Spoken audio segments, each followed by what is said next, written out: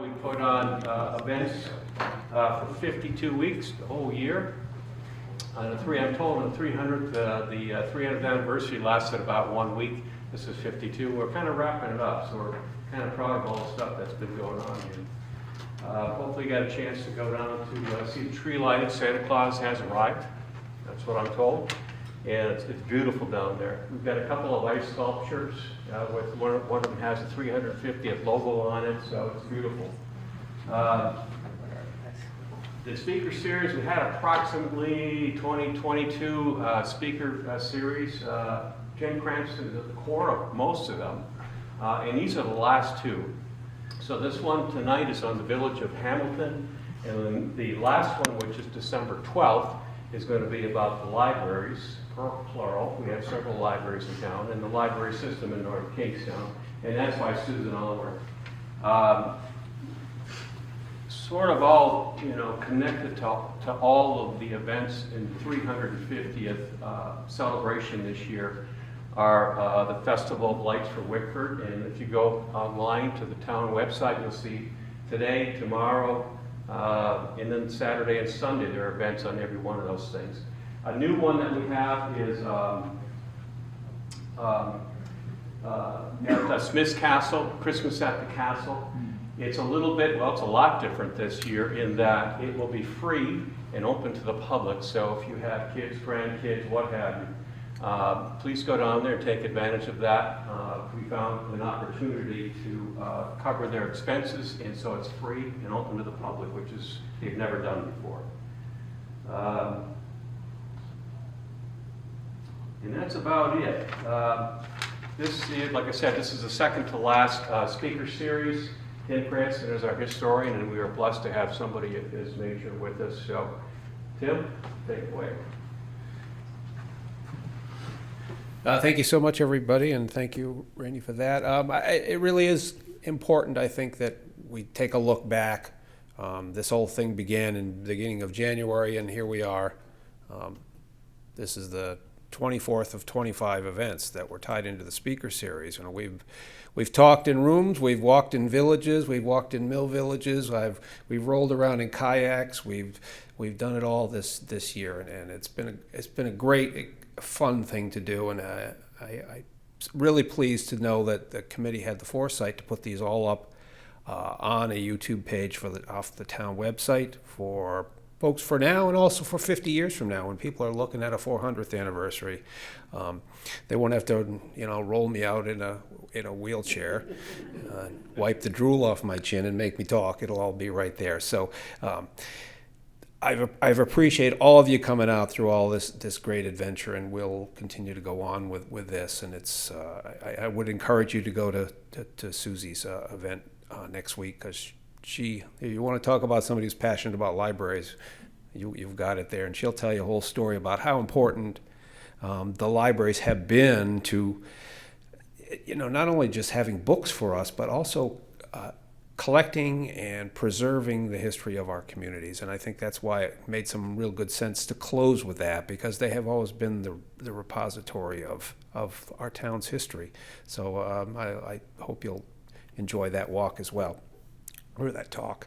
So today we're going to look at the last of our villages. We went through the whole shooting match of them. We did a talk on Native Americans and our connections with them, and we've talked about 9 villages. We've talked about Quonset Davisville. We've talked about diversity, and here we are in month 12 with our closing talks. And this is the last of the villages, Hamilton Village, which is a wonderful place. It's kind of all set back off the road, so if you're not a real local, you might not know a lot about it, but it's got a great story, and we're going to go through that today. And again, just like in every talk, if you have things to add or questions, feel free to raise a hand and contribute to the conversation.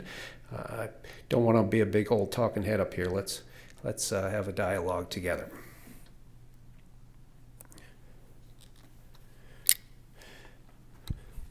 So as you see here, we have a great 1870 map of North Kingstown, and it's kind of breaks out all the different villages, the ones that we selected as important to the history of North Kingstown, and we can see in the center there with the hash marks on it, the area that was Hamilton, and it really is an interesting place because Hamilton is one of the very earliest places to move into from farming into industry, and that's part of the story that we're going to talk about today. So not only is Hamilton one of the oldest industrial sites here in Rhode Island, it's also one of the oldest industrial sites in all of New England. Richard Wharton started out here in 1686 with a grist mill. Soon afterwards, he opened up an iron forge and a blacksmith shop, and as time went on, various sawmills, filling mills, textile mills, all of that has been going on here. So you really have, at this point, essentially, decades and centuries of industry here, 350, 400 years of industry at this location. And it's a beautiful spot. Before that, it was also an important area to the Narragansett people, and they use this land as well. And when you think about the area that's out there and that beautiful Bissell's Cove that's there, it's at the time of the Narragansett people, it was the primary place where the alewife would run, and each spring, all of the Narragansetts from all over Rhode Island would come to this location and meet in council and have a spring celebration with everybody getting together and collect the alewives, as you know, we all know from our stories that we learned when we were all of us baby boomers were in school. They told us that they put a fish in a mound to fertilize the corn and the squash and the beans that they grew, and that fish was the alewife. And this was the primary location for alewife runs throughout the centuries, and to the Narragansett people, this was important for that.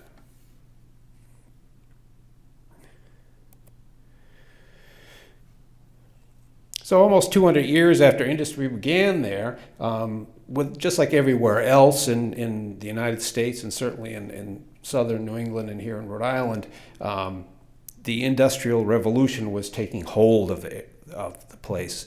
And people were taking a look at locations that had water power and thinking about what they could do, and this is really part of the entrepreneurial spirit of the nation. How can we utilize the resources that are here to put a building here, or a factory, or something that will help our families do better? And in 1847, the Sanford brothers bought this location.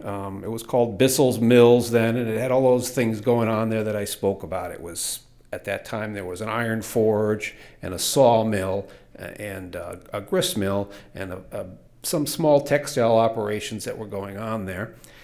They bought it all and decided that they were going to get into fabric production. So in 1847, they built the first section of the white wooden mill there and began making fabrics at this location. The Sanfords were movers and shakers in the area, and in 1849 they had an opportunity to sell the location and start up textile industry elsewhere. So they sold it to a gentleman named Syria Vaughan, who had a really amazing idea about the textile industry. And Syria Vaughan is one of North Kingstown's most amazing entrepreneurs. He decided, as he looked at the textile industry, as many of the folks in southern Rhode Island did, and saw that this river that came down here, the Annaquatucket River, and you can see a little bit of it here in this image, really wasn't very big, really wasn't very reliable seasonally, and he didn't know how he could compete with big textile operations up in northern Rhode Island and into Massachusetts, New Hampshire, Vermont, etc. And they all thought, well, we need to develop a niche industry that we can fit into, that we can still make money on. We don't want to try to compete with the Lowell, Massachusetts sized mills. We'll lose. And Syria Vaughan decided what he was going to do was begin an industry that was called narrow weave fabrics. And he would weave things in his textile mill that were as narrow as a shoelace, all the way up to maybe something 3 or 4 inches wide.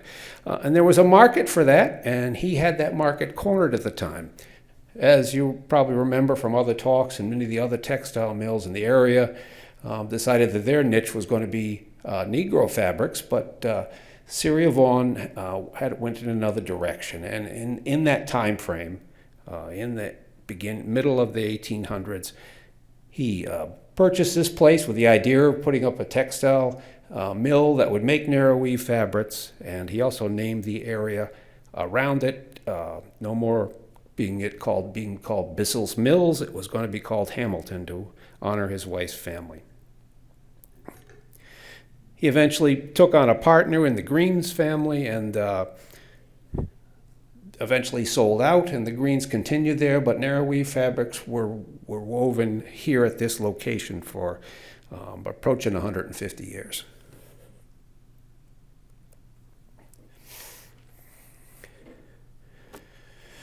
So this is the old sign that was out there when I was a boy, and this was still operating. And it's important to keep that in mind, that this textile mill actually was the last of the textile mills in North Kingstown to operate successfully and profitably. And this thing was still running, when I was a kid in the 1960s, and that was the sign that was out there. Indeed, in the 1970s, when I had the brainstorm that I would really enjoy being the Dell's lemonade man and drive one of those lemonade trucks. That was one of my stops out there, was to go down to the mill at their break time and stop there and serve up lemonade to them. So to me, it's always been an interesting location and something that I've been very fond of. And eventually I ended up marrying a girl whose mother worked in Hamilton Webb. So it's definitely an important part of my life. Now it has this Hamilton Harbor sign where it's been turned into a condominium. And this is the road leading down in there today. Again, because of the status as a private condo complex, a lot of folks don't feel comfortable going on down there. So this talk will be nice in that you can take a look at some of these images and see what it all looks like down there at the Hamilton Webb Mill complex.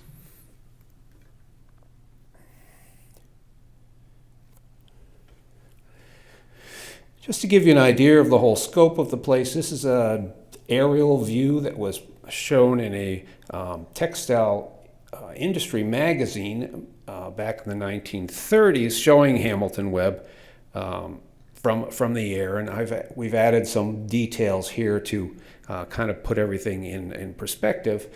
You can see Salisbury Avenue runs down there where the black line is. Just off the screen where that arrow points would be Boston Neck Road. You'll have the old Seaview trolley line shown in a yellow dotted line as well, because it's an important thing that ran through the property too.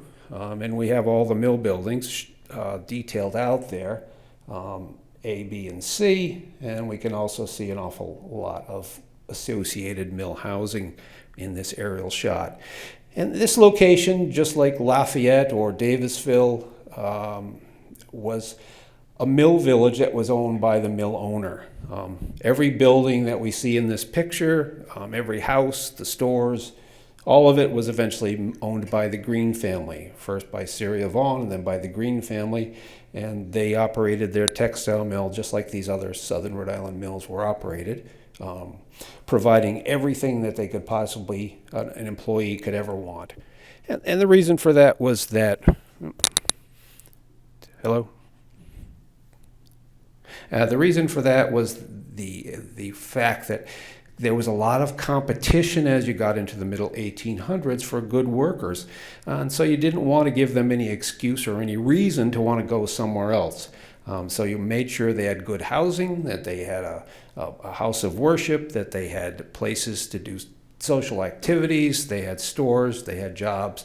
They had a life here, which was quite amazing, in that it was even you could really consider life in a mill village in Southern Rhode Island in the 1800s and even into the 1900s, as you don't even need to have cash. You could operate without cash. You had an account at the company store, and your housing was provided for you by the mill owner, and you could just live your whole life in this little mill village. Everything you could ever want or need would be provided to you by the mill owners' families.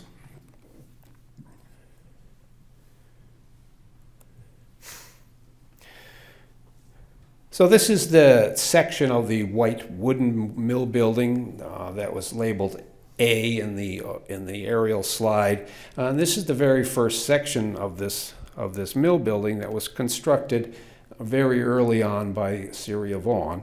And the textile industry began in this little half of this building. But as time went on, Syria Vaughan's vision for providing this narrow weave fabric for the world took off, and the expansion at Hamilton Webb continued in phases pretty regularly and pretty dramatically.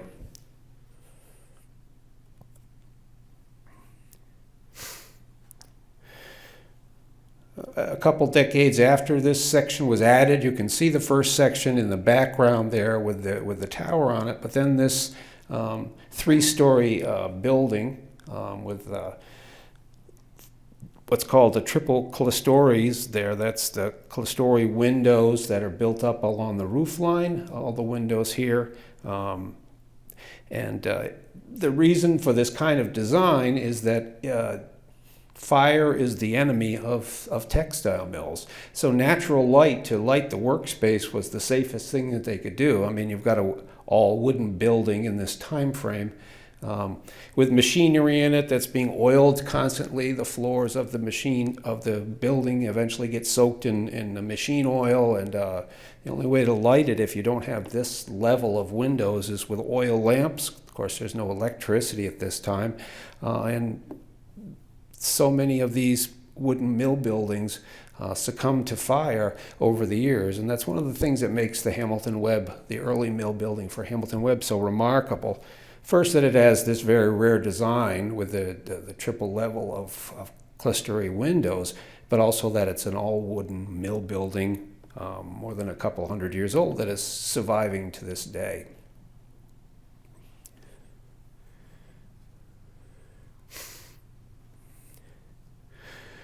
It's another view of the building.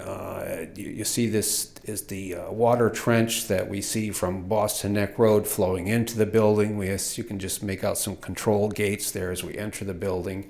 And when this mill was operating at this time frame, it was a water-powered mill, and that water meant everything to the industry and to the village, to the owners. Keeping a steady supply of water was very important. I mean, let's take us all back to our high school physics class, and if you're like me, you probably despise that. But they really begin when I was a kid. You heard this idea of potential energy versus kinetic energy, and really that's what's going on here. Kinetic energy is the water running over the water wheel, turning the water wheel and doing work, and the potential energy, which is kind of akin to the storage battery for this industry, is all these water control structures, all the ponds, all the gates, the water trench, where they can keep all this water in abeyance with its energy, its potential energy in it, ready to go over that water wheel. So the more reliable a water system you have, the larger a water system you have, the better off you are with industry in that time frame. So all the water control structures that you will see, not only around this mill, but around the rest of them with the ponds and such, were critically important for keeping those mills operating as often as possible during the course of the year.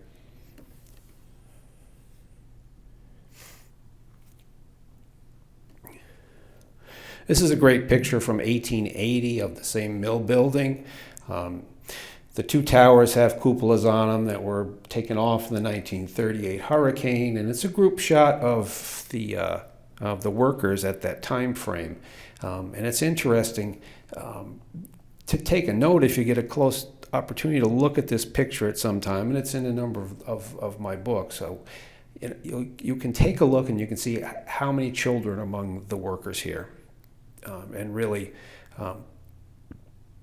there were a lot of kids who began working. There's records of boys and girls beginning working at Hamilton Webb at the age of 9 or 10, and then working for 50 or 60 years in this same mill building. And for the most part, folks thought that was a good thing. It was a good, reliable job. It was a good income. I mean, families all worked there. Parents would work there, and as soon as their kids were able, they got them a job there. But you think about the children of today and the children of the 1800s and what very different lives they had. Mill girls and mill boys were going into these places and working when they were that young, doing very meaningful tasks that was their stepping stone into a life of work, and truly they did have to work. Again, once they even if it's 50 or 60 years later, when folks from these pictures were retiring, there was still no real Social Security or pension or anything, and most of them worked as long as they could possibly work in the textile mills like this.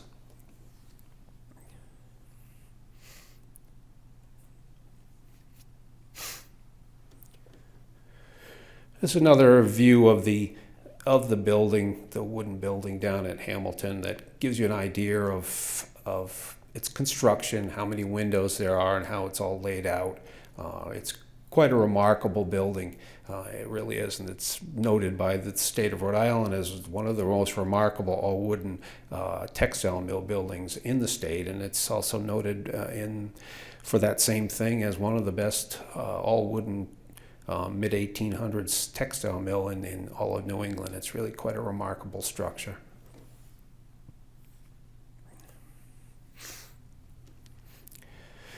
And this is interesting, this ladder here, as I said, fire is the enemy of these buildings, and this ladder here is the entire fire escape structure for this building. And you'll see how big that building is.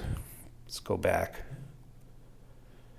And that ladder used to go all the way up to the top of it. And think about this building being ablaze and what it would be like to be on the top floor there, up in an area where they were carting cotton, and having to get out of this building and realizing that your only option is that little ladder to get out on that platform and climb down. The ladder is interesting that it was made at that time from one single split in half white pine tree, and it's kind of cool, and you can still see evidence of it out there today in the concrete base of it. So that's interesting in that this kind of allows us to see that this one ladder was made out of one split tree. And then made into a ladder so folks could try to escape from a fire. And as I said, the building never did get involved in a serious blaze, but at least they had something there to perhaps folks could get out. But I can imagine getting too many people off of that little skinny ladder if something terrible really did happen in the building.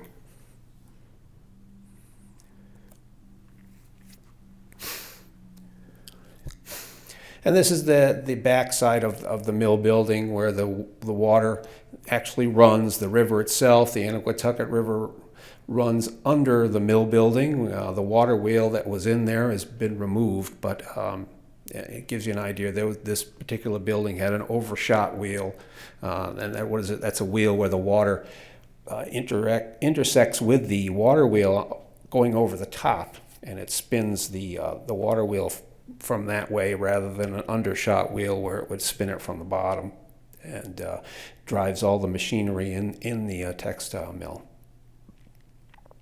Now, I always thought it was kind of funny that as I began to learn about the Narragansett language, the Narragansett called this river the Shiwatuck River, which means the river that began in a quiet place in the woods, which was all the way up past Lafayette.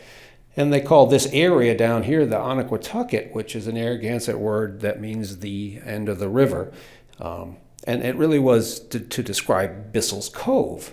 But the colonists came in here and took that word, Anaquatucket, and gave it to the name of the entire river. So I can just imagine all sorts of back in the late 1600s in Narragansett, Indians snickering while, as the colonists talked about their favorite river, the end of the river.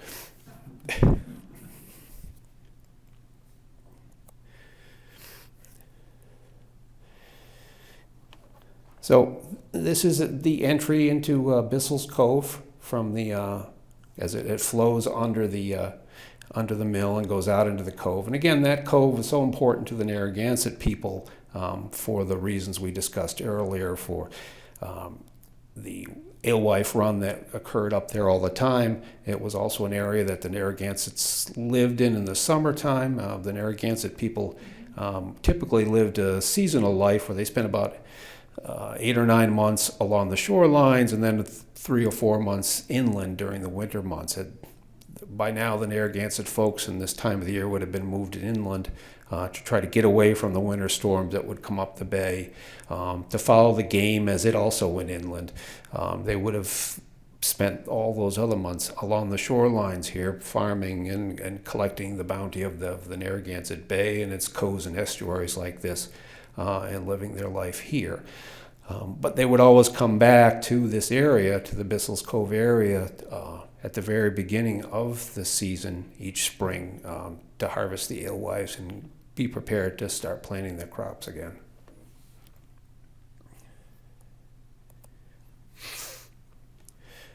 So again, as I mentioned, this particular idea that Syria Vaughan had really took off and continued to expand. I mean, there was more demand for the products that they were making here. As the Industrial Revolution moved forward, they even got into a situation here where they were making long, thin strings of the tags that would go on the backs of shirts that were being manufactured in Boston and New York City. And we'll get to see a little bit about that. But they were making, bootstraps and all sorts of narrow weave fabrics that were really nobody ever thought of this being a market for these things, but Syria Vaughan and then the Green family really realized the potential for this particular line of fabrics and really took off with it. And as they got to the point where they were really getting successful, they decided they needed to expand. By now it was all the Green family doing this, and they built this large brick weave house. And moved the weaving part of making the fabric into this building and used the white mill building for the carding and spinning of wool and cotton into the yarns that would be woven here.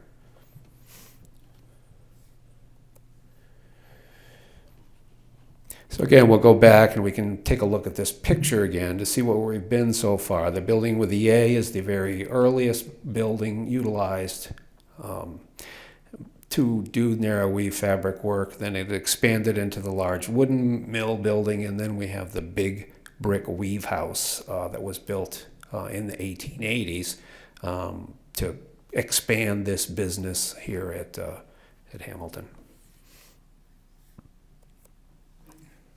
Yes. So can we go back to that one? Absolutely. So I live at Hamilton Harbor, and when you talk about the Nantucket River, it's diverted down that race that we saw a picture of under B. Yep. You can see in the far right corner, the rest of it goes through that fish ladder that you can see. Yeah, that's the original river. Yeah. Yep. And we're currently rebuilding that entire seawall around the whole perimeter of the condo complex, the whole waterfront there. It's, a six-figure project. Oh, I bet. Building the stone wall all around there. Yeah, as I said, and we'll talk a little bit about the condo project as we get through the slide presentation. But what was done down there was innovative for its time, and it's really quite a very imaginative reuse of the buildings. And what's been great is that the folks who are involved in the condo association have really been on their game and kept this place looking wonderful. It's a great location.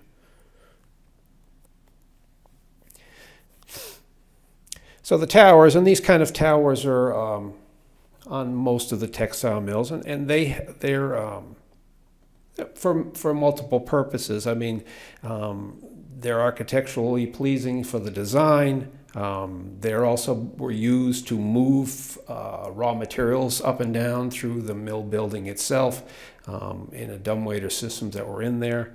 And they were also a kind of a statement. Many of the mill owners in the area you could have made a very simple tower, but as you look at the old pictures of this mill or Hamilton Webb or Davisville Mills or any of the other mills, they also wanted to make a statement about themselves, who they were, and this extraordinary building that they were constructing and utilizing here to not only support their families, but support an entire village, an entire area. I mean, as I said, literally hundreds of people depended upon this place for their livelihoods and their lives.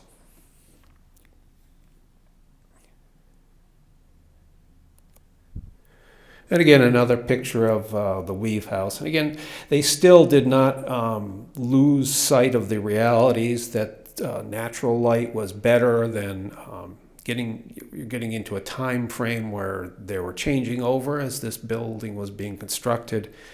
No longer was water the main source of power.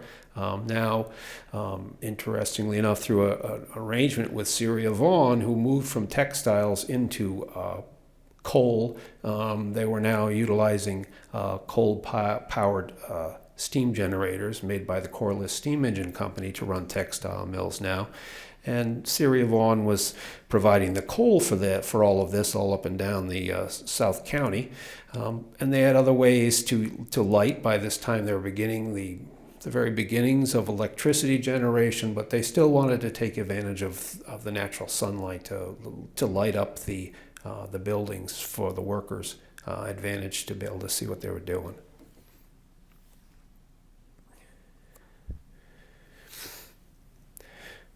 This is a group picture again. I mean, almost 100 years from that very first group picture we looked at, probably 80 anyhow, of workers working in the weave house in the 1940s. There's a whole group of these photographs. You can, if you want to take a look at them, they're in the library. So many North Kingstown folks over the years have taken a look at these pictures. There's also a group of them for the Lafayette Mill, and been able to search out relatives or ancestors that they have never seen an image before, who had worked in these textile mills. And this is actually the inside of the weave house that we just saw, the brick weave house, with a group portrait of the weavers that worked in there.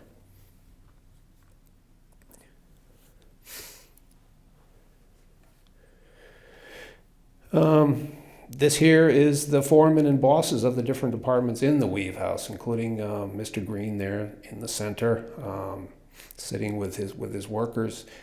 These are the guys who made things happen in the textile mill in the 1930s, 40s, and 50s there at Hamilton Webb, and they ran all of this together. Another interesting story about the Hamilton Webb textile mill goes to the time frame when Syria Vaughan, first he started out taking on a partner, young James Green. These branch of the Greens had their roots in Rhode Island, but then they moved out to New York. James's father wanted to get his son set up in a good career, and he bought him a half share of this textile mill when he got married. So he'd have a place to go, had a job, had a fortune, had a career to go.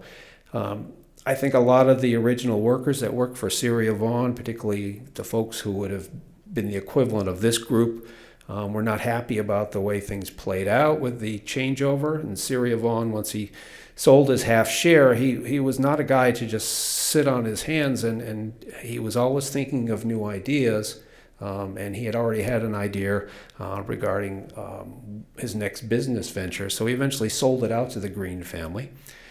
And as soon as this happened, within a space of months, again, not this group of folks, but the equivalent of this group of folks in the 1870s, 2/3 of these these folks who were the movers and shakers, and the folks who ran the mill, who did the finances, who did the design work for the narrow weave fabric, all got together and left, quit all en masse, and opened up a place in Pawtucket, which became Hamilton Webb's largest competitor, called Hope Webbing. And Hope Webbing still exists to this day. And from what I've understood, that the folks who were here working with Syria Vaughan in the time frame realized that Mr. Green was a novice in this industry, and they had ideas. He didn't want to hear it, so they all got together and started up a competitor's industry. And I think that the Greens were not very happy about how that played out. And Hope Webbing was, as I said, eventually a much larger textile operation centered in Pawtucket. And sadly enough, and probably ironically enough, most of the leaders of Hope Webbing were North Kingstown folks. So when they got doing very well, they decided that they wanted to have a summer house, and they all bought summer houses down in North Kingstown. So I'm sure it was an awkward situation every time Mr. Green walked past one of his former workers, who are now his major competitors, as they spent their summers down in North Kingstown enjoying themselves. So you can imagine the tension that filled the air when these guys ran into each other on the street.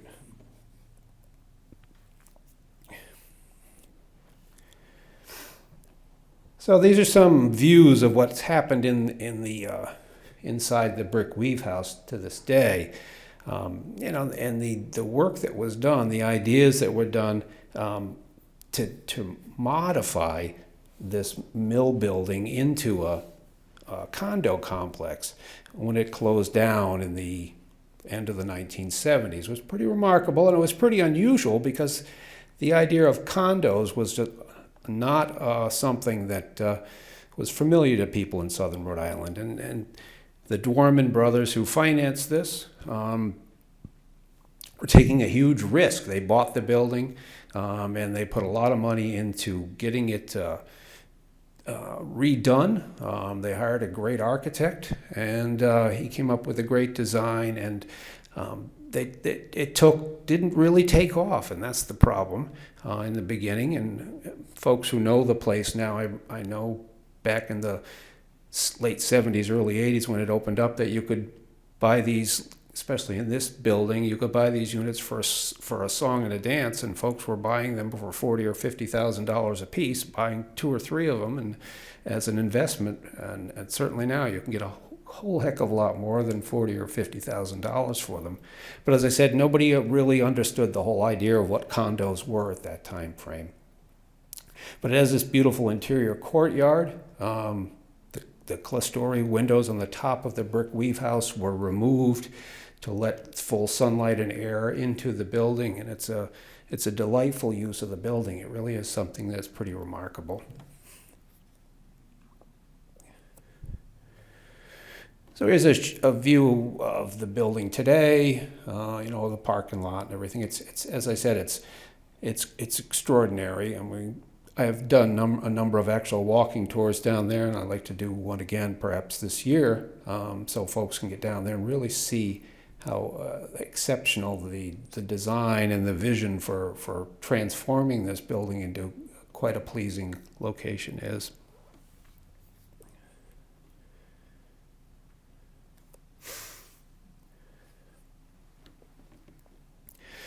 And they've even saved a few items from the building's past out on the property. This is a nice old steam pump that would have been piston pump that would have been used to run a piece of machinery back in the day, and it's out there to remind folks, or at least it was out there the last time I was there, to remind folks of the past that this building has.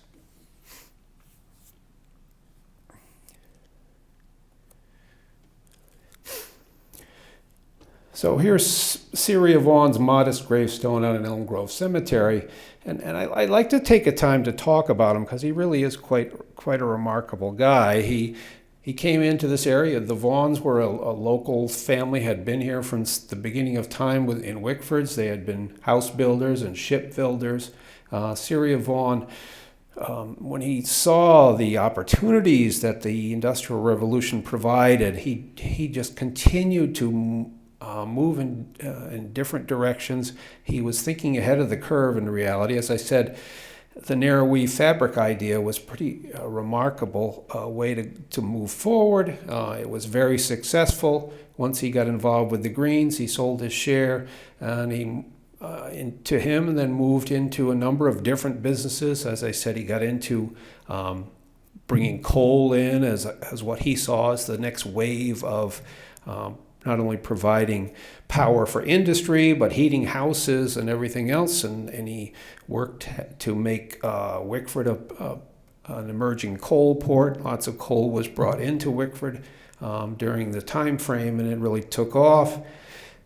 He wanted to find ways to move the coal around, so he became an investor in the Seaview electric trolley line, knowing full well that the trolley line would be would end up being a coal customer, and would, in being in the ownership of the Seaview trolley line, he could use the trolley line itself to move coal up and down southern Rhode Island in the off hours, and that's indeed what he did. He eventually realized how important a new concept electricity was, and in designing a new power plant for the Seaview trolley line just adjacent to Hamilton Webb. He oversized it, so he had additional electricity, which he sold off to every business and every residence along the trolley line. So the first folks in South County that got electricity got it because of the vision of Celia Vaughan and this emerging idea that he had as he saw opportunities arise during the beginnings of the Industrial Revolution. He was really quite a character, and really brought a lot of progress and work and jobs to southern Rhode Island.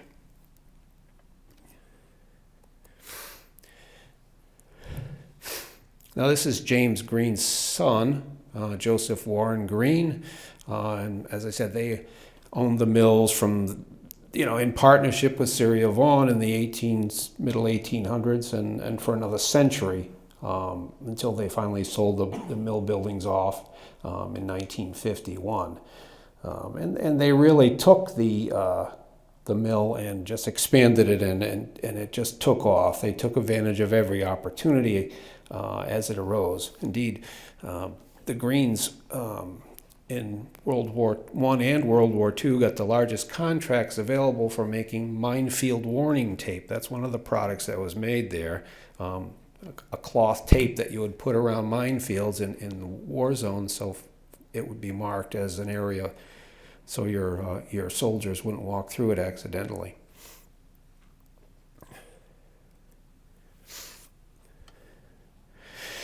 And again, this is the loom that they designed in there, a jacquard loom, which is a European design. You can see that this gentleman here, I don't know if you can see the image, but he's programming the looms with this instrument he's sitting in front. And you can see that what he's setting up on that loom, so it'll be carried out in fabric as it's woven on this jacquard loom. Programming machine here says the word Macy's, so they're making tags for the backs of Macy's clothing that they would put in the back of a dress or a pair of pants or a men's shirt. And they make a mile-long string of these things that say Macy's, and then it would be sent to where Macy's had their clothing finished off, and somebody would cut the string into individual tags and sew them into the back of the shirts. So they really thought of a lot of different ways to take advantage of the technology that they had here. As I said, they made shoelaces for many years here at Hamilton Webb, and of course boot straps, and then some of the other kind of fabrics that they made.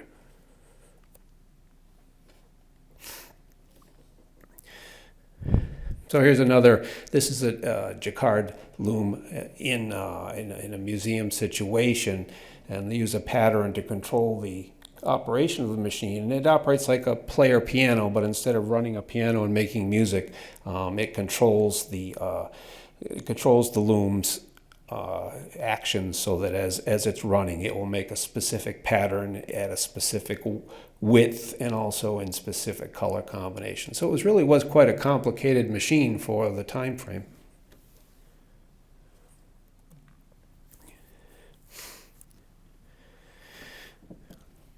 And this is just another picture from some of the books that have come out about Hamilton Webb, and this gentleman is taking a look at reeds, which are something as the yarn is fed into the looms, they have to be kept separate, so they would be fed through these reeds to keep them from tangling up, and getting these things right and setting up a loom. Being a loom setter is one of the most important jobs in the entire plant. I mean, to do this, I mean, if you think about a piece of fabric, whether it's broadcloth fabric or this narrow weave fabric, it's whatever width it is. In this case, maybe it's only 3 inches, or maybe in broadcloth it's 40 inches, but it's also, perhaps a 500 feet long. So you have these fabric, or these yarn pieces, the warp, which is the long run, that is, as I said, could be 100 feet, 200 feet, 300 feet long. They have to be rolled onto a warp bar, and every thread can't cross over. They can't jam up. They have to be kept separately, then fed through these reeds to keep them separate as they enter the loom. So it was a highly technical job, and really quite important to making sure that the looms would run properly.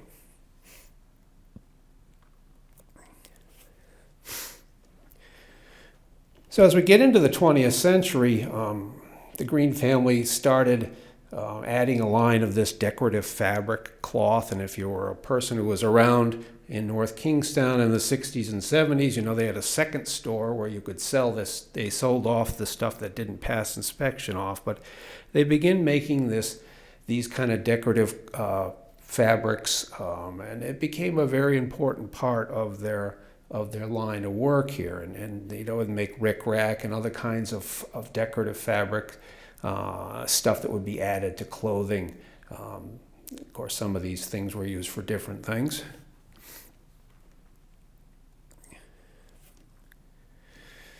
And here's a big pile of Hamilton Webb wider fabrics. This is stuff that I worked with the library to put together this presentation, 15, 18 years ago. We made out a call in the newspaper for folks to bring in samples of the fabric. And you'd be amazed how much fabric we got. I mean, I think that there were older women all across North Kingstown and South Kingstown and Exeter and West Greenwich who just couldn't bear to throw this stuff out. They had boxes and boxes of it. But when they found somebody who actually said, we'd want it, I mean, we got so much fabric. The library got very angry with me after a while. Every day, people are bringing us great boxes of fabric. So then we had to get creative about it. We took samples of each kind, and there are samples of every one of the kind of Hamilton Webb fabrics that we could find at the library now you can look at. And then we donated to set up art projects with schools. We had art projects at the senior center. We had art projects through the library to make stuff out of these things. And we ended up with quite a wonderful, a whole season, half a year of projects wrapping around the Hamilton Webb factory and the products that were made there. So if you ever want to go and reminisce about Hamilton Webb, as I said, my mother-in-law worked there, and she was always proud to say that she was certain that she had made the fabric that was utilized to make Glenn Campbell's guitar straps. So that's how important people took this the stuff, the work they did up there. And again, this kind of line of decorative narrow weave fabrics became Hamilton Webb's bread and butter as you go through the 50s, 60s, and 70s.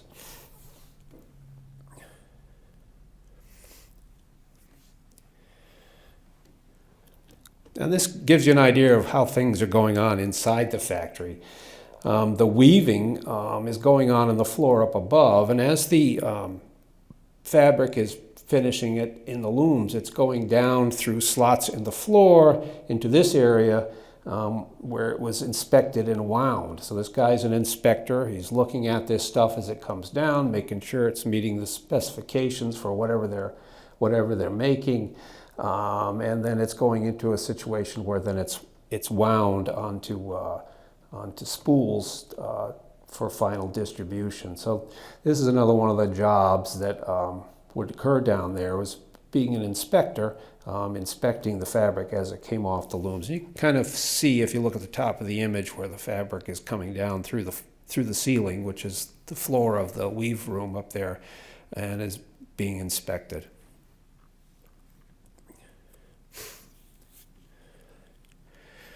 This is actually up in the weave room where they're weaving these fabrics. That's what it looked like, and it would come down, the yarns coming down through the loom. It's getting woven on the machine that's there on the bottom, and following the pattern that the jacquard loom has telling this loom to weave, and then it drops through the floor into the inspection area below.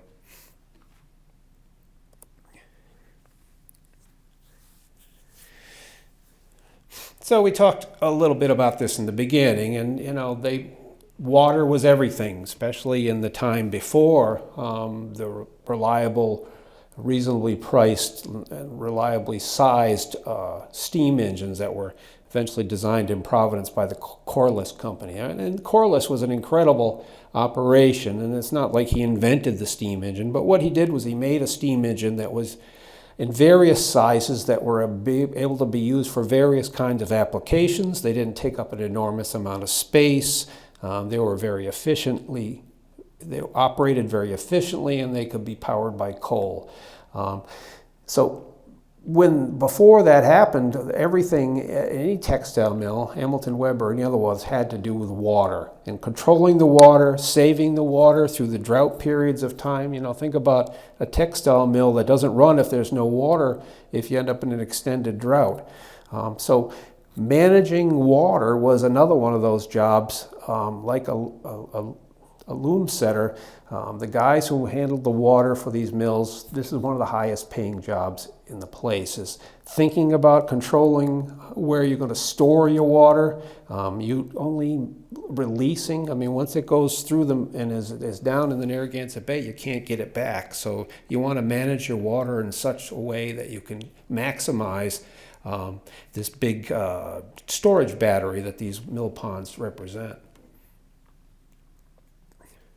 Was the success of the Corliss steam industry driven by textiles, or is textiles just one part of it? Just one part of it, yeah. Corliss was another innovator, and he saw as I said, he didn't invent the steam engine, but he saw the potential and what he tried to do was make a steam engine that was small and practical and versatile to be used in any kind of factory settings. Almost every factory at that time frame, from the textile mills all the way into the very beginnings of the jewelry industry, for instance, or the silver industry in Providence, these steam engines were running it all. And it wasn't just Providence. The Corliss engines were all over the eastern half of the United States. This was a game changer, really, for the Industrial Revolution, to have this kind of reliable power that didn't rely on a water source that could be affected by weather. So this is the mill trench again, and I'm sure this is probably still the case out there. This picture is from 15 years ago, but just like in every area where we have the textile industry or any kind of industry in North Kingstown, every feature that we have there is man-made. And I like to point out to folks, and some of you may have heard me say this before, but 95% of all the ponds and lakes that are in North Kingstown are not natural. They're all man-made. They're made for some kind of industry. And nature in its way wants to bring those ponds and lakes back to what they began as, which are wetland complexes with a moving stream going through them. We changed all that, we being people, and utilized the power of that moving stream to drive industry. But nature wants to take it back to what it was, and that's what's going on now in all these ponds, and including the water trench up by Hamilton Webb, as it starts to silt back up and loses its capacity to hold water, and plants grow in it once it gets too shallow, because then plants can take off in it.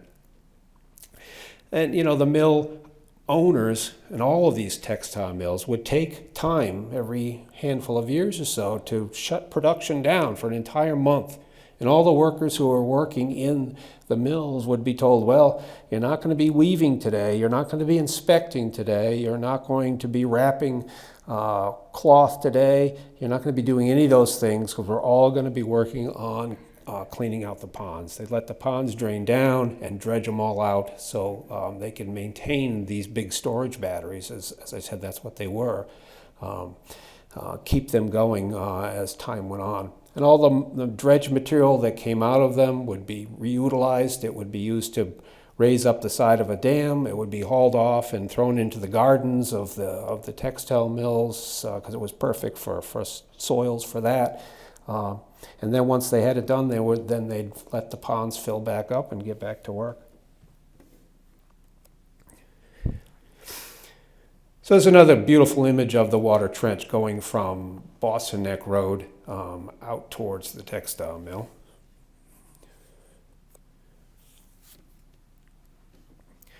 And again, as I said, the guys who controlled the water in the textile mill, he was an important guy. And even after the coreless steam engine was in there, they still needed adequate water, because, of course, you make steam out of water. So that was the source for the water to make steam, to run the steam engine.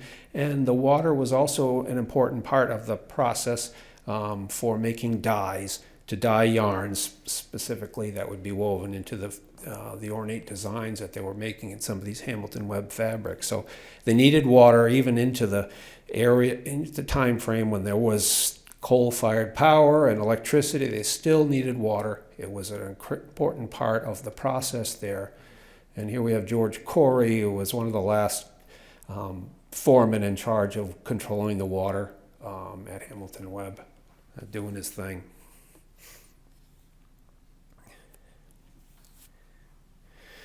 So that's pretty much where George was at this time frame at that control gate. Of course, that's still here today, and it's something that all of us in North Kingstown just look forward to every early summer, when the lotuses that were placed in there begin to bloom. I mean, how many pictures have you seen on this on social media? I think I got a good one, though. I'm good with this. But again, this addition to this water trench was another part of the landscape design for the project, the Hamilton Webb condo project. And as I said, the folks who worked on it thought of everything to make the Hamilton Webb condos a beautiful location, even down to this level of detail. So crossing the other side of Boston Neck Road, we have the Anaquatucket Pond. Again, dug in the 1800s by the Sanfords to run this particular mill, and it was, as I said, dredged to maintain its holding capacity. It's just like a battery. You don't recharge it, it's not a good battery anymore. And now, as you know, this even when I was a boy in the 60s, this was a pretty deep pond. It had been dredged probably in the 50s for its final time. But now, a duck can walk across here and not get his backside wet. So it's filling in. That's an unfortunate reality. I also like to think about this, and I bring this up when I'm out in the field with high school kids or middle school kids, is to think about how much effort went into making a pond like this. I mean, we're not talking in a time frame where they had giant excavators and backhoes. We're talking about a time when we had guys with mules pulling what was called a dredge beam through the swamps, trying to pull the muck to the side, cutting down trees, hauling out stumps, doing all the things you can imagine you would have had to do to make a pond in the 1800s. It's an amazing testament to the effort that went into making and then maintaining these ponds. I can't even imagine what went into making a pond as big as the Belleville Pond, for instance. Think about the effort that went into making that pond, to dredging it out, to removing all the trees and all the vegetation, and building up the sides to make a dam. It's remarkable to think about how much work folks did back then. Yes. Can you go back to the previous slide? Sure. I'm sorry, that one before this one. So, one of the interesting backstories about the Lotus Pond is that the developers put what is now considered invasive species in there. Yeah. For adding to the decor. But the line between the state property and condo property is about where that gate is. So, the DOT basically says, well, we'll act like you all own the pond, because if we assert that we own it, we have to clean out the lotus, and we don't want the backlash that. Oh yeah, can you imagine that? Because the gate is right about the line, nobody dares repair the gate or drain the race so that they can clean out the race. Yeah. Because it's literally whose property. Yeah. So everybody just hopes that enough water runs through there to keep that race going, and the rest goes through the fish ladder And out into the river. I mean, you see that all over the place. I mean, the perfect example is just down the road in Iniquotucket by Featherbed Lane, the intersection there. And if you've been around, say, 30 years, you remember there was not as big a pond as that, but there was another pond there, which was called the Iniquotucket Reservoir, which was also dug in a similar time frame to provide additional water if they couldn't have it for this pond. And again, property lines were such, and there are people who it's private property. Some of them say it's the town property. And then when the dam, which is actually on the back side of the pond, on the, Iniquotucket Road runs that way, Fairway runs down, and then the dam on the back actually parallels Boston Neck on the other side. And when that broke, nobody wanted to fix it, because if you fixed it, then you owned it, is essentially what happened. And that's a similar situation that's going on here. But, my thoughts are on this, it's a sticky wicket, but these have become recreational features that are a huge benefit to the community. And somehow at some point, we're all going to have to figure out how to clean up this sticky wicket, because all of these ponds are going to go by the wayside. Belleville and Secret Lake might have 30 years left, but the rest, they're nearing their end. They were dredged every 10 years at the minimum when they were constructed, and no dredging has occurred. Not even in my lifetime. I've never seen anybody dredging these ponds.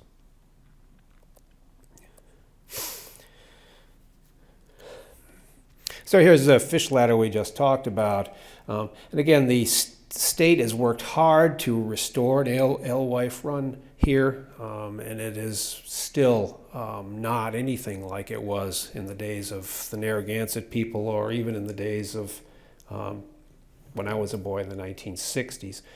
They just aren't. The fish don't run very well anymore, and the state is getting more aggressive and more imaginative in this. They started out with a pilot program down the south of Boston Neck Road, and in the pond that ends up behind where Gilbert Stewart's birthplace is, where they've actually taken alewife fingerlings and hauled them in there to put them in the pond to try to imprint them so that they can restore a run. And my understanding is if this is successful, that this will be something that they will do again in this location.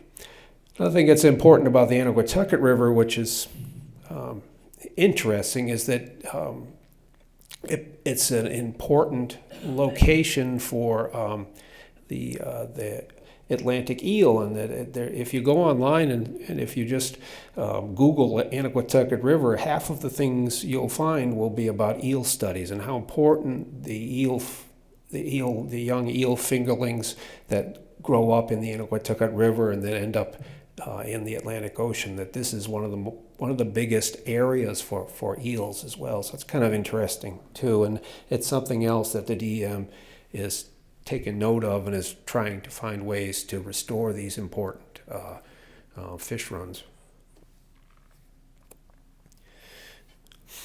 So down the way, we just spoke about that a little bit, was another small mill on Featherbed Lane. Now it's just ruins. I'm sure if you're from around here, you've driven down Featherbed Lane and see the ruins of the old Anaquatucket Mill. It was a very small mill that had been built by the Sanfords again, and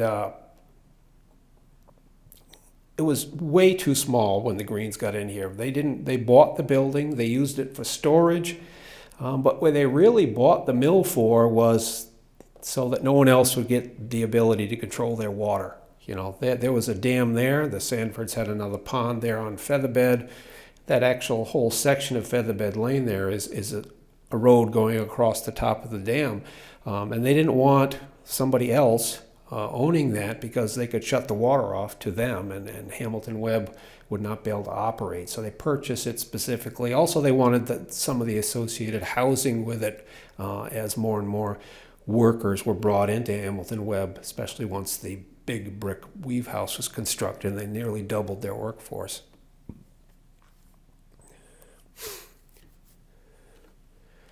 So this is the sign that's out there, talks a little bit about the mill and Syria Vaughn's involvement in it as well.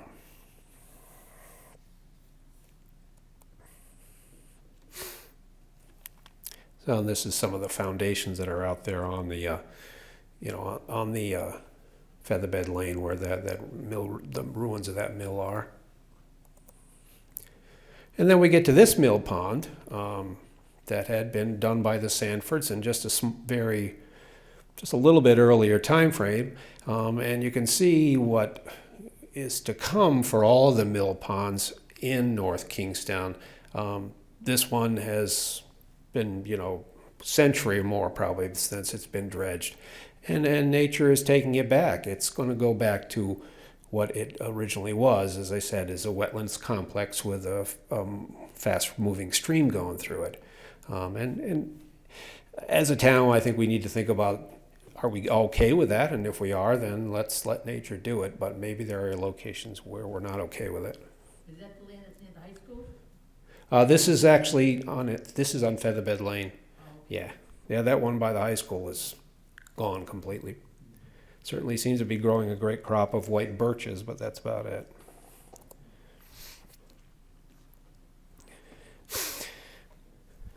So as I said, Hamilton Webb was an example of the mill owner model, which I call the Rodman Hazard mill model owner, where as opposed to what went on in Lowell, Massachusetts, which was another whole model for running textile mills, in that everything in this southern Rhode Island or southern New England model of running a textile mill was provided by the mill owners. And the mill owners actually lived typically right in the middle of the mill area, and set themselves up as, almost like a father-like figure, and helping out their workers, and providing them with everything they need from the cradle to the grave, and telling them about how I was just like you one time, and you work hard and you can become like me, as opposed to what they did in Lowell, Massachusetts, in the big mills up there, where they used people up. They were just cogs in the machine, and they treated them in the exact opposite manner. They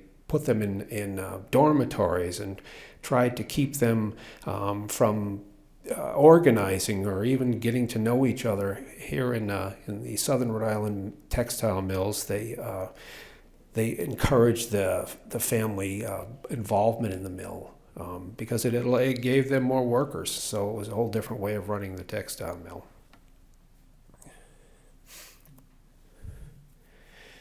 You know, as part of that whole thing they were building mill housing, and there's lots of great old mill houses down there on the streets down there.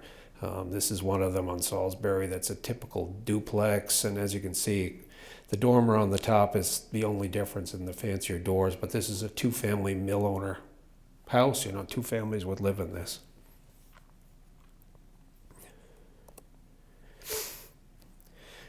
There were two boarding houses that were associated with this mill, and this would be for unmarried folks. I mean, that would come to work in the textile mills, and most of the mills did have boarding houses. The Lafayette boarding house is still on 10 Rod Road as well, because you know, people would send their children from areas too far to commute essentially by horse or to walk.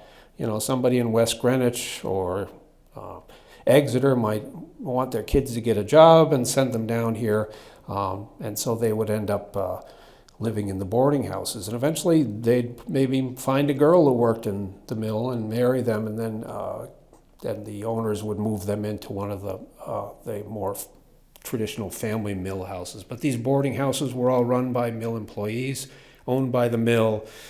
Each one had a family that was operating the boarding house for the mill owner, and taking care of the needs. And in some situations, certain time frames, when it was busy, the boarding houses would fill up, and then they would sleep in shifts in them.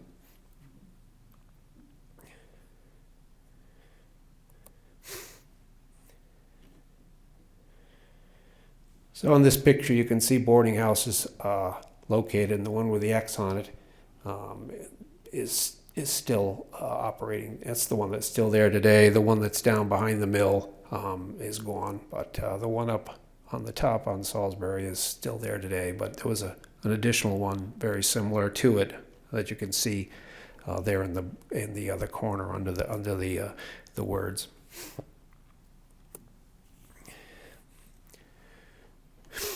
Quite a number of the textile mills also had a farm associated with it, and again, the folks who ran the farm were mill employees.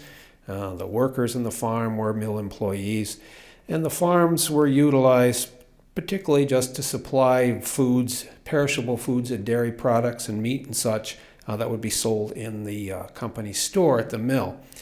So this is the one that was owned by Hamilton Webb, and it's, you know, a very typical mill farm. And again, the people who worked here and lived here and owned the place, they were not independent folks. They were mill employees that were working specifically to provide food for the textile mill.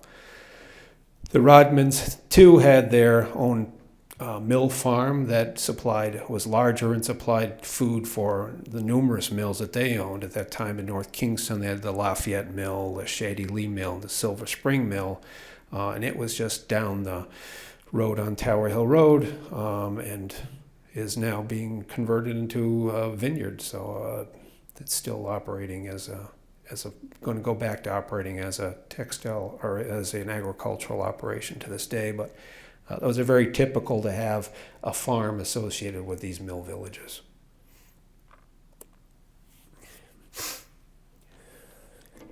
This too is interesting, and I went on an expanded version of this beginning of the month for St. Bernard's 150th anniversary.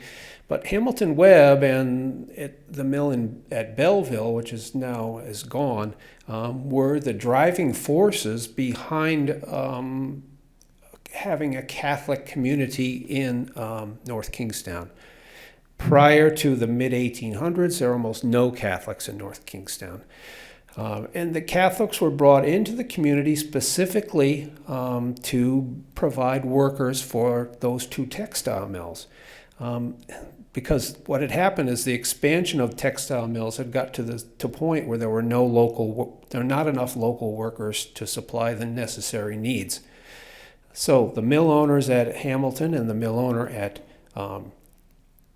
Belleville in particular, William Pierce had repurchased Belleville and expanding it and reopening it. Didn't have enough workers, and the Greens didn't have enough workers for their expansion at Hamilton Webb. So they got together and they hired agents and sent them into places where they thought they had a good chance of getting new workers. And the two locations that they felt pretty confident about was to go down to New York City and interact with Irish immigrants coming in from Ireland from the byproduct of the potato famine that was going on out there, or going up into the French-Canadian maritime provinces where the agricultural economy up there was collapsing, and getting folks to send their kids into the United States to work in textile mills. And they were successful at it. And it really is, it's a remarkable story as I think about it.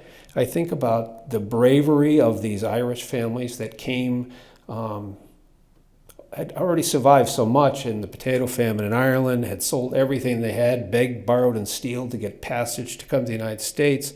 They walk off a boat in New York City, and a man comes up to them with a clipboard and a pack of train tickets and says, "Hey, I got a job for you in North Kingstown. Take these tickets, sign right here, and off you go." Imagine the bravery that took. And the same for what was going on in the French-Canadian provinces. The same kind of a guy would be knocking door to door on farms that looked like they were in pretty sad state, and going to the parents and saying, "Look like you guys are not doing well, and maybe you need some work for your children, your son or your daughter.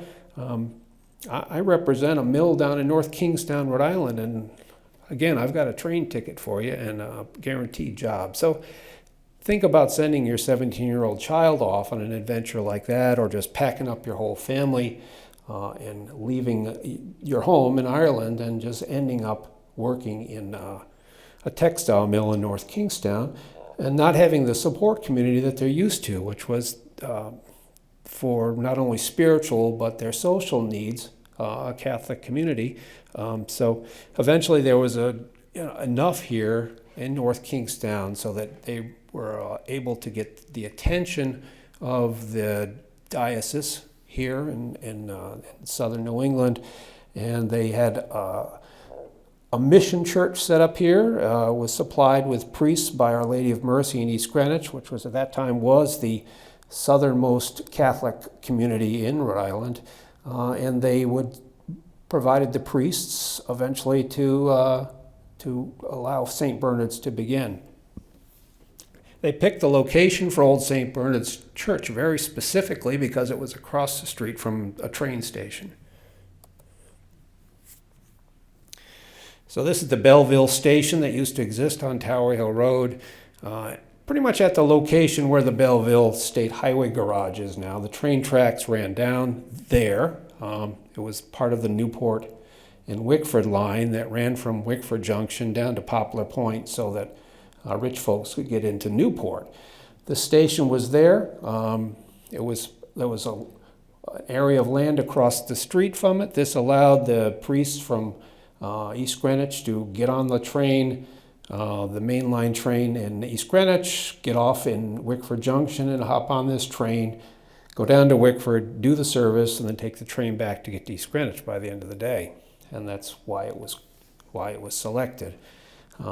The building is interesting. It was, when the train lines closed, like every good cheap New Englander, they weren't going to tear a building down. It was sold off. And take a look at the roof line of the train station building. It was sold off to a guy who was going to start a lumber yard across the street. And there it is in the front of Wickford Lumber, that front section of Wickford Lumber is the old Belleville train station. So every time I go in there to buy a gadget or a screw or a can of paint, I think about all those Catholic priests who get off the train there and walked a little bit up the way to give a service at St. Bernard's.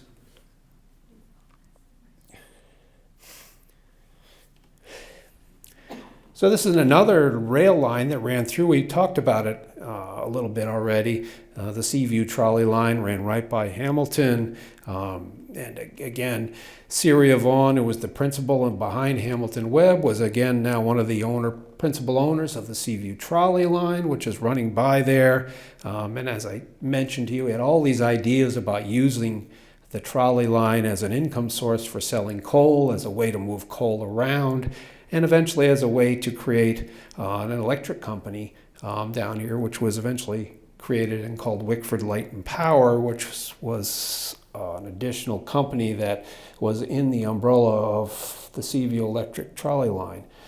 So this is the inaugural run of the trolley line as it ran from East Greenwich down to Narragansett Bay, to Narragansett, Rhode Island, to the where the casino area was down there. And its whole purpose for the other investors, not so much Syria, was the other investors were all Narragansett hotel and casino owners. They wanted to get the masses of workers that were up in northern Rhode Island down to Narragansett to spend some money. And so they paid to have this trolley line put in because the trolleys ended in East Greenwich. There were no trolleys and no way to get these people down to Narragansett in an expensive way so they could spend their money. I don't know if anybody's been around remembers this building. It was just a little bit north of Hamilton. And this building was the original trolley repair barn for the Seaview trolley line. 3 tracks ran into the building where trolley cars would have been brought in there and repaired or stored for the winter. They had a whole special line of trolley cars that weren't for running people around. They had a snowplow trolley car, and then they had a trolley car that was used that ran like a little train that was used to haul Syria Vaughan's coal around at night when the trolleys weren't running. So it was a busy place and an important part of the Hamilton story. This area right next to the trolley line was where the power plant that the Seaview trolley line constructed at the design of Syria Vaughan. They originally had a power plant when they ran it that was built down in Narragansett where the line began, and it wasn't enough electricity even to run the trolley cars. And again, the inaugural run of the trolleys into East Greenwich was quite an embarrassment for all the dignitaries that were on that first trolley car, because when he got to the steep hill that gets you up into East Greenwich, didn't have enough power, so the governor and everybody else was made to walk up the last bit so the trolley car could get up there. Kind of an embarrassing way to start a trolley line, but eventually they did build this enormous power plant down there next to the trolley repair barn, and it made so much electricity that, again, they were able to start another company called Wickford Light and Power, and really that was the impetus for getting electricity into the homes of South County. Anywhere there was the trolley lines ran, they were selling power off of those lines to houses and businesses. Tim, just to the left of that large billboard there, I noticed a foundation. Is that? Yeah, it was part of probably for the big smokestacks. This particular piece of property is interesting because it really is a rare thing in southern Rhode Island. It's a brownfield property because it did have this power plant on it for 70 years that was burning coal to make electricity, and which is kind of stymied its getting redeveloped.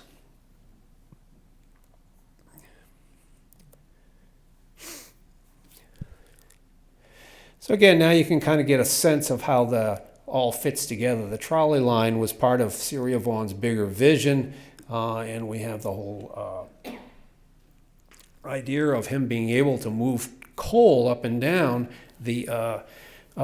southern Rhode Island on the trolley line at night. And he had a great number of great customers, first and foremost with the trolley line itself, where he could drop off coal to run the power plant that ran the trolleys.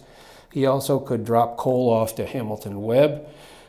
He was selling coal to the textile mills that were along the way, including with a contract with Lafayette, with the Rodman family to run coal up the Newport and Wickford line at night as well and drop it off in Lafayette. He was selling coal to the power plant down in Narragansett, which kind of phased out of running the trolley line when the new one was built and really was just allowed Narragansett to be an extraordinary resort area where everything was all lit up with electricity before anywhere else.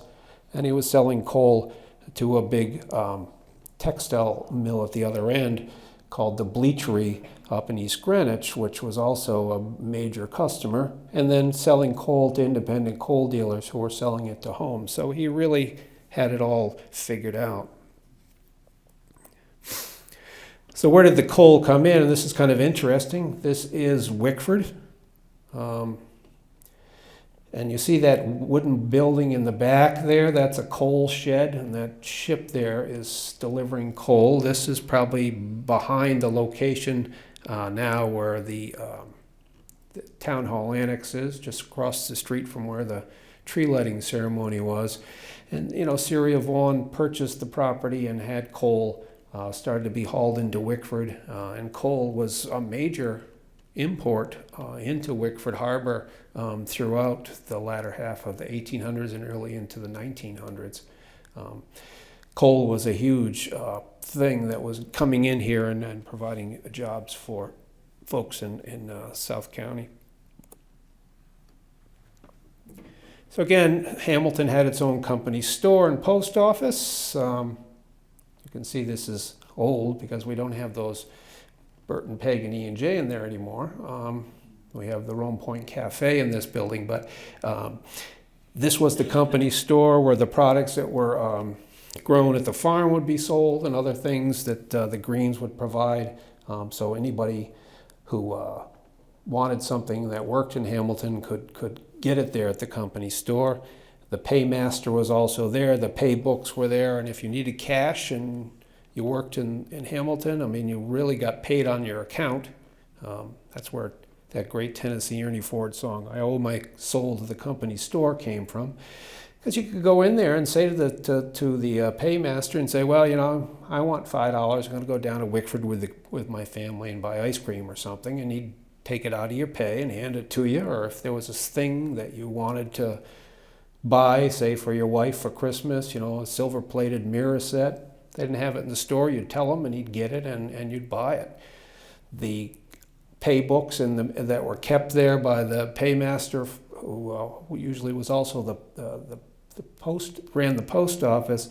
Also, your housing costs were taken out of it, your pay went in there, so it was all a situation where this was like the financial nerve center for the workers who lived and worked in Hamilton at that time frame.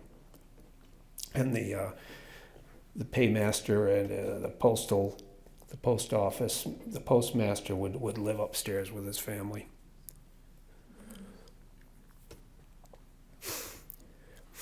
This is another image of the same building after was no longer a company store and became a market. But what's interesting is in the back, that building that's no longer there, and now is the parking lot for when you go to Rome Point Cafe, is the Anaquatucket Hall, which was the meeting place for Hamilton Webb. Every textile village also had a meeting hall. And this was, you know, the place that folks would rent out for their weddings, or you'd have a Christmas party there, or the ham and bean dinner, or strawberry social, or whatever else. Each one of these textile mills had something like that, and that was the one for Hamilton. Sadly, it was demolished in 1977, but it was there serving the community for quite a while. It's another very early view of the store and the post office in Hamilton.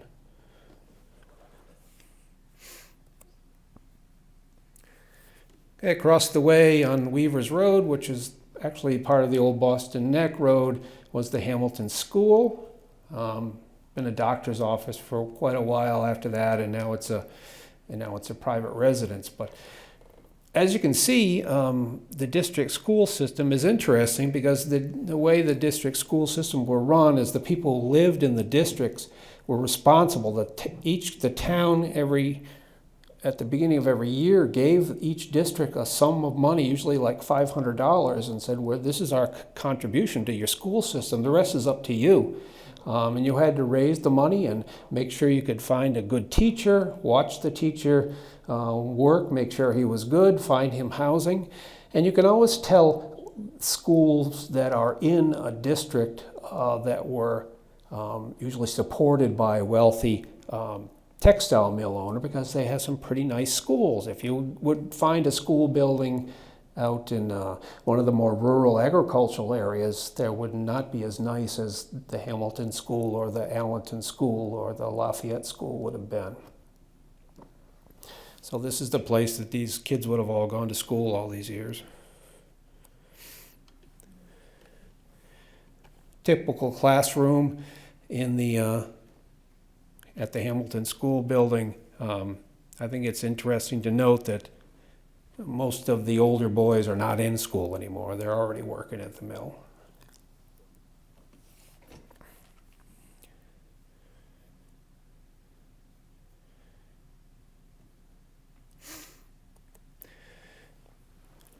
Okay, and this kind of talks about the collection that's at the library. And we, as I said, we did a lot of work collecting fabrics. Descendants of the Greens who live in town, or the Beckwith family, donated lots of documents and pay books and the photographs of what went on in Hamilton. So we really have an exceptional collection of our artifacts that will allow folks who want to go over there. You have to go to the South Counter Room and, maybe make an appointment to see this stuff. But it really is remarkable. And if you're somebody who wants to do some research on any family members who might have worked at Hamilton Webb, all those photographs are available there, as well as pay books and things like that to identify folks.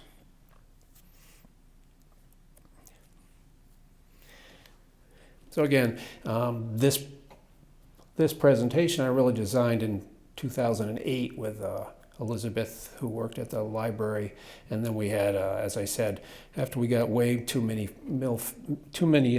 narrow weave fabrics, we started out with quite an art project that went on with that. And some of the things that were made in that art project are also available to be seen at the library.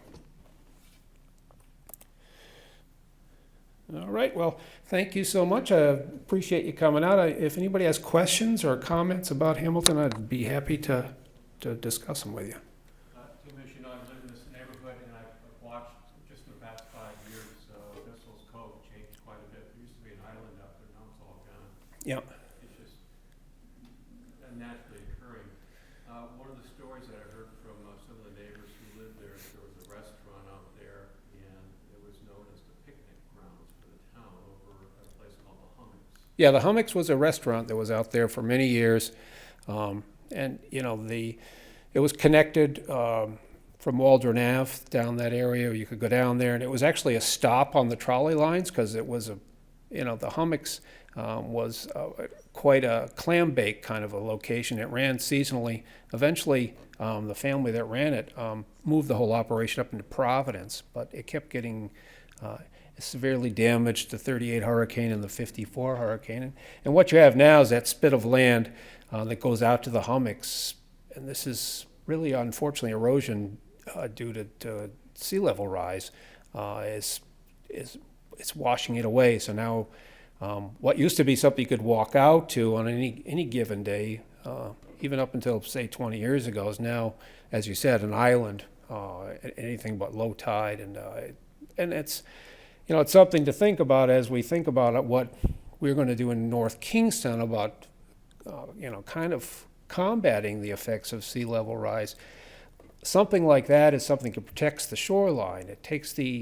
It'll absorb the strength of a storm, but if it gets washed away like that and not restored, then we could be in for more damage to storms. And sea level rise is also evident in the Wickford breakwater. When I was a kid, the Wickford breakwater never went underwater, but now on a full moon tide, the Wickford breakwater's gone. I mean, and it really shows you the effects right there in our faces of what's going on with sea level rise in the area. My mother said that the Army Corps of Engineers used to always come in and build the road going out to the Hummocks. Right. They haven't maintained it for years, probably back in the 50s, but nobody's touching it anymore. But that's, like you said, it's kind of a protection for that area. Oh, it is, yeah. And I mean, that whole area of all the way down from the, you know, the Waldron Ave all the way going down to Hamilton, I mean, it's protected by that spit of land that actually forms Bissell Cove, and it's really kind of you know, something that's kind of unnerving to me to think about the consequences of not having that there if you got a 38 style hurricane coming up the bay. It's, you know, because it is part of the natural protection in the area. And there's an awful lot of great photographs of the hummocks itself, with, you know, 100 people out there at this open air clam bake place. Model Ts parked all over the place. It was really quite a remarkable place in its time. And as I said, it was so important that it had an actual trolley stop just for that. People that would stop on Walden Avenue, walk down there to the hummocks, and have the clam bake of their lives, I guess. Is that private land? Or is it- Portion of it is private. The beginning part and the back is state-owned, I believe, but the entire parcel is not state-owned. A portion in the beginning is private land, yeah. But again, had been maintained, but not being maintained anymore. Hamilton must have been one of the plantations, part of one of the plantations, do you know? No, really, the area of Hamilton never was really too much involved. You'd have to get down just a little farther south, and you get to the area that's now the John Chafee Rome Point Preserve. You're getting to that area, you're getting into the plantation section. The area of around Bissell's Cove was kind of like Wickford. It was kind of carved out of it all because it had such potential for industry and commerce. So Bissell's Mills itself was a pretty thriving little area of commerce in that time frame. So then, no, they didn't really have that too much involved in that. You just had to go a little south, though, when you were right in it. What are the boundaries of Hamilton? Like, what is Hamilton? Well, you know, it's kind of a loose-fitting thing now. I mean, you know, if you, at this point, I think you would look at Hamilton. I look at the old school district maps. Let's go back to that.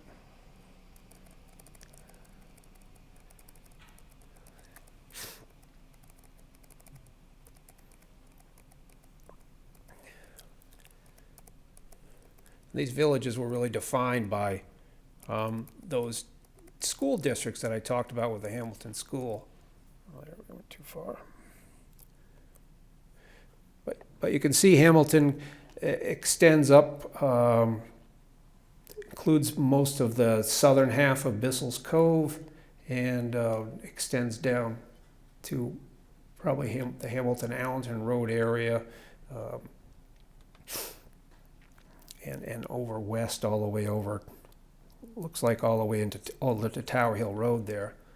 So it was one of the smaller areas in the community, but still, as I said, an important section because going all the way back to the 1600s, it was an area of, basically because of the cove. If you take a look at the cove, Bissell's Cove, and then you look at Wickford Cove, these are well-protected harbors, and in the colonial period, these were recognized as important for the greater good of the community. So they were really not included in the agricultural part of that time frame. But so you kind of get an idea. And this map is available at the library, and it shows all the different districts that existed in the town, what were considered villages in that time frame. You know, and what's interesting, South Quidnesset, that was an entire village, but of course, you know, Quonset absorbed it, and it was gone in the blink of an eye. So there were a lot of angry South Quidnesset folks in 1939, 1940 who lost their home. Yes. Tim, I know you're wrapping up this series, so it might be an appropriate time to just thank you for the way in which you addressed women and formerly enslaved people and indigenous people. I know at your very first session you pointed out that history is usually written by rich, white, privileged men. You know, it made for a very interesting series to incorporate other people's experiences in the town. Well, thank you. I appreciate that, because it's been really important to me as I get into this. And as I said in the original talk, it dawned on me that we've all, to one degree or another, been sold a bill of goods about history. And we've been sold the rich white guy story, and it's a much better story. when we would look at everybody's involvement in it. And the reality is all these folks had a hand in making just to